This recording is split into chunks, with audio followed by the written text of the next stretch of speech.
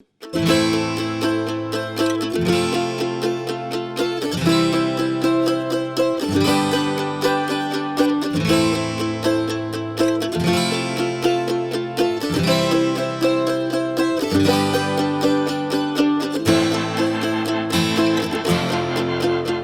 everyone, and welcome to Journey to Wholeness. I'm Melanie Rogers, a teacher at New Covenant Church.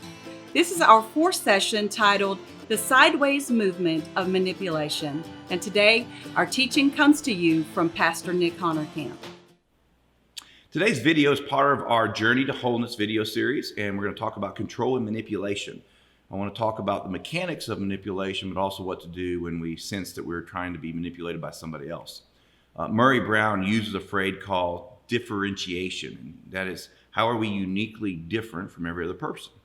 Another way of saying that is that we are supposed to be independently healthy. When we are born, God created us through the love of our mother and father to learn and gain basic trust. Basic trust is when we are unconditionally loved, irregardless of our behavior. From that position, then, we are given choices and consequences, which teaches us how to be responsible and healthy, independent people. In this place, we should be responsible for our own needs. Being healthily independent means I am responsible for who I am, I can express who I am, and I'm responsible for my own needs. If we are healthily independent, we can then choose to enter into a healthy interdependent relationship where we negotiate the meeting of someone else's needs and them meeting our needs. So what is manipulation? Manipulation is when we're in a relationship and someone else is trying to get us to make decisions that we would not freely make all by ourselves. It is when someone is trying to get us to make choices that is not congruent with our character. And let's be very frank, every one of us has been manipulated, and every one of us has manipulated someone else to get what we want. So let me talk just a minute about the 5 different methods of manipulation so that we're aware of how this operates. The first is lying. We will sometimes tell an untruth to get someone to do what we want them to do. Another way of manipulating through lying is not telling the whole story. Sometimes we only share the facts we want people to know to get them to make the decision we want them to make. That's the first method of manipulation. The second one is intimidation. This is where someone tries to bully us. They use power to make us fearful. They may raise their voice. They may scream and holler. A child may have a tantrum or an outburst in the grocery store. The reason kids throw tantrums is because it works. And so a lot of times people that bully try to intimidate us and get us to operate out of fear, and that's how they manipulate us. Number 3 is embarrassment. Sometimes peer pressure is used to get us to do something that people would like us to do. Sometimes sarcasm is used, and if we're put in an embarrassing circumstance, we would rather betray our core values to get out of the uncomfortable circumstance that's causing us to feel embarrassment rather than to hold to our character and our core values. Fourth is guilt. Have you ever heard the phrase, "After all I've done for you"?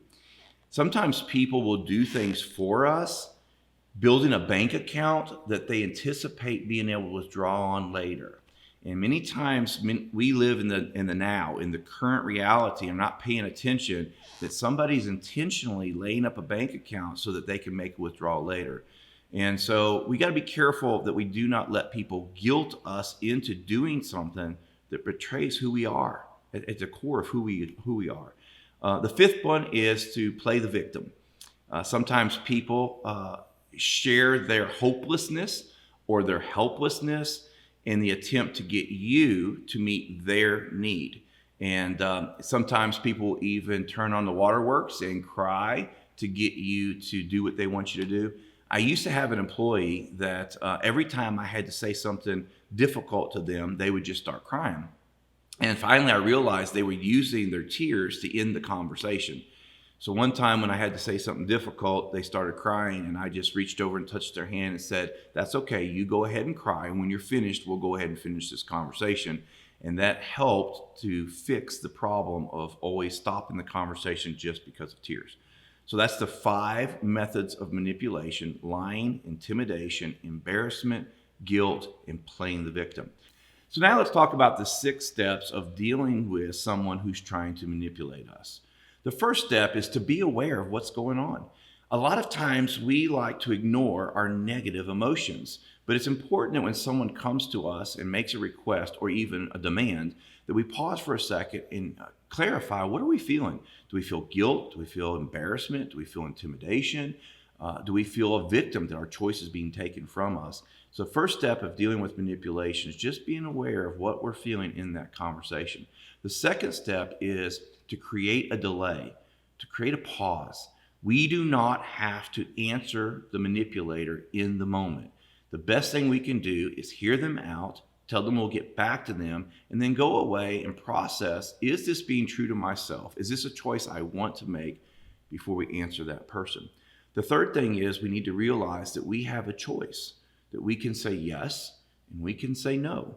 And Henry Cloud in his book Boundaries says that if a person's not allowed to say no, their yes really means nothing. And most of us need to give ourselves more permission to say yes and to say no based on what we need, not based on what someone else needs. The fourth thing is to realize that when someone brings their issue to us, it truly is that, their issue. We are not responsible for their issue. We're responsible for our issues and our needs. And so they're merely making a request. Would we like to partner with them to help with their issue or help with their need? But at the end of the day, we're not responsible for their issues. If we can help, if we want to help, if we have the margin to help, sure, we can say yes. If not, we are free to say no. Step number 5, and this is probably the most important. It is our responsibility to teach other people how to treat us. And therefore, it's important for us to develop healthy boundaries. Chris Vallotton, in his book, Culture of Honor, talks about that we put boundaries around things that we value. We protect things that we value. And he uses an example in the book of if you had a piece of land and you had a couple old cars sitting on your land, most people would call that an eyesore. However, if you build a fence around that land, around those cars, most people would think that that might be a workplace. And then if you were to put a shelter over those cars, most people would think you had a workshop where you were working on those cars. You see, the more clearly we define boundaries around ourselves, we actually tell people that we are important and we teach them to treat us as if we're important. Boundaries are our way of providing self-care for ourselves. And remember this, point number 6 is that self-care is not selfish. The only thing we have to offer the world is ourselves. And if we don't care for ourselves, we're not being good stewards over what God wants to give the world. So we, through self-care, good boundaries, operating with healthy choices, allows us to show up and choose to say yes or to say no when other people bring their needs or their wants to us. So the next time you're in a conversation, you feel like you might be manipulated, just be aware of what's happening and remember these 6 steps. At this time, I want to introduce you to my friend Christina Connard, and she's going to talk a little bit about her journey with manipulation.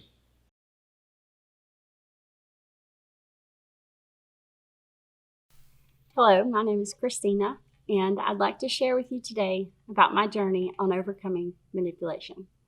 I fell into the trap of manipulation at a very young age.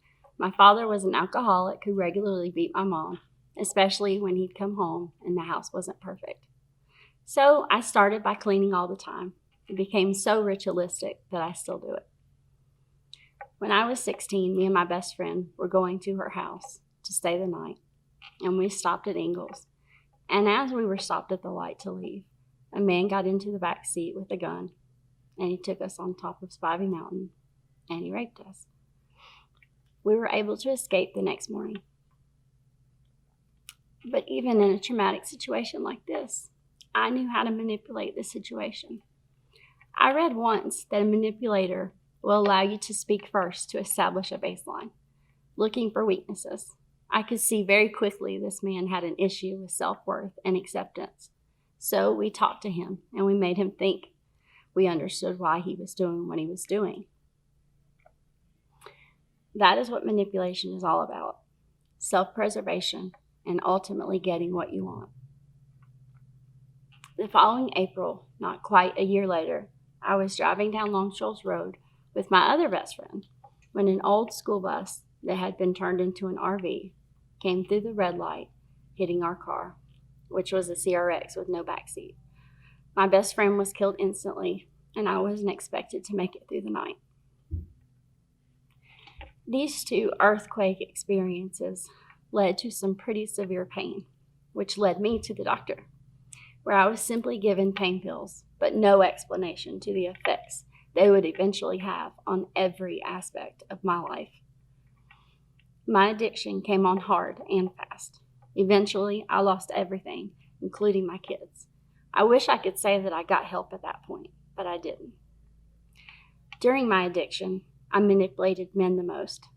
I would tell them whatever they needed to hear to get what I wanted. In most cases, that was money. I would make them think that I cared about them, spend just enough time as I had to with them. When you hear stories of selling your soul to the devil, that was me, multiplied by 1,000. In manipulation, you pretend ignorance, which is a passive-aggressive tactic.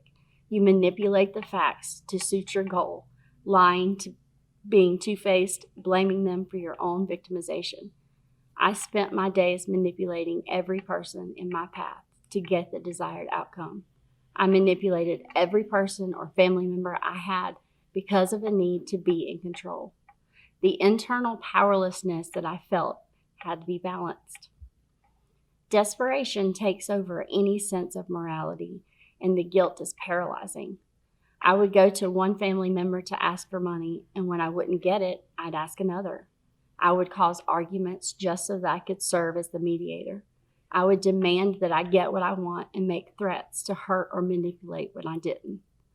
I blamed other people, life circumstances, or places for my behavior instead of owning it. And I would try to make others feel guilty by reminding them of their own failures and how they contributed to my addiction. Obviously, none of which to be proud of. I used to be so mad at God for all of the things that have happened to me. When I was invited to New Covenant, I had only been sober and in treatment a few months. I knew right away this was my home, and God showed me that He had been there all along. That He gave us free will, and we cause so many problems for ourselves. But He always comes up behind us and picks us up along the way. I started doing worship. I got baptized. I went to inner healing classes, and I sat down in private sessions with pastors. I started going to Celebrate Recovery and working the 12 steps, and I started to heal.